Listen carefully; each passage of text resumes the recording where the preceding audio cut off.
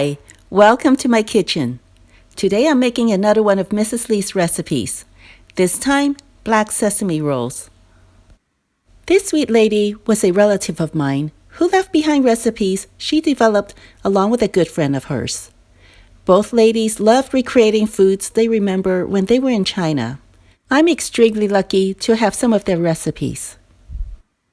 This delightful, sweet, jiggly black sesame roll is super easy to make with just a few ingredients. Melt 3 brown sugar breaks in 1½ cups of water. In the meantime, measure out 1 2/3 cups of tapioca starch, then add 1½ cups of water. Stir to mix well. Then add 2 tablespoons of rice flour and mix well. You'll need a box of black sesame dessert powder. It comes in 4 envelopes in a box. We only need 2. Please note, this is not the black sesame seed flour. This is the instant black sesame seed dessert. After the sugar is melted, add 2 envelopes of black sesame dessert into the sugar water and mix well.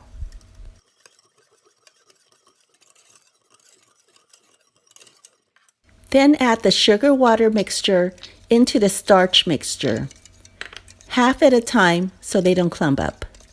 Mix well. This is your batter for the rolls.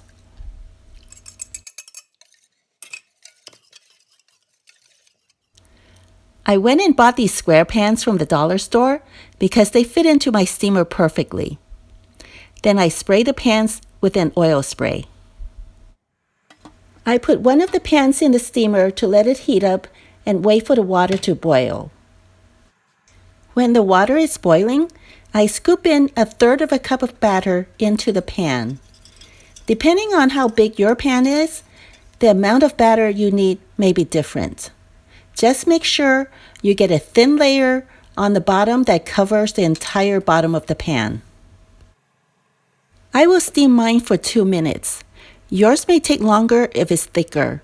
So the way to check it is that when the batter is not runny, it's cooked. Then put another pan into the steamer. Stir up the batter a little bit because starch settles to the bottom. Scoop the batter into a pan and repeat the steps.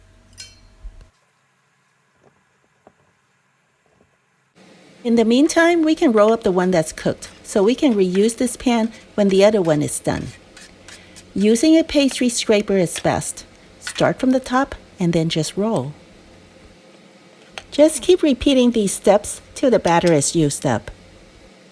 I've tried to use round pie pans to steam the rolls before, but that didn't work out too well because the pastry scraper wouldn't fit into the curvature of that pan. Now, I'm super happy with these dollar store square pans for this job. When you're done, just sprinkle some sesame seeds on top to make it pretty and serve.